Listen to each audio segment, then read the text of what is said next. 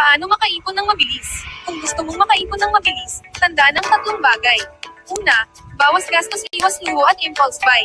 Pangalawa, dagdag kita mag-side hustle o pagkakitaan ang skills mo. At pangatlo, disiplina, pay yourself first at mag-ipon bago gumastos. Simple lang, pero sigurado ang resulta. Bakit parang hindi ka makaipon kahit may trabaho? Ang sikreto, una, bawasan ang hindi kailangan. Pangalawa, gawing extra income ang skills mo. At pangatlo, disiplina sa ipon, unahin bago gumastos.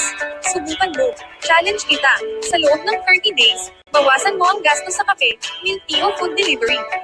Ilagay mo sa ipon, dagdagan pa ng maliit na sideline.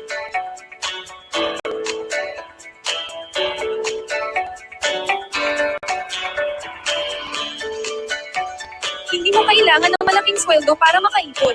Kailangan mo lang ng tamang mindset. Bawas gastos, dagdag kita, at disiplina.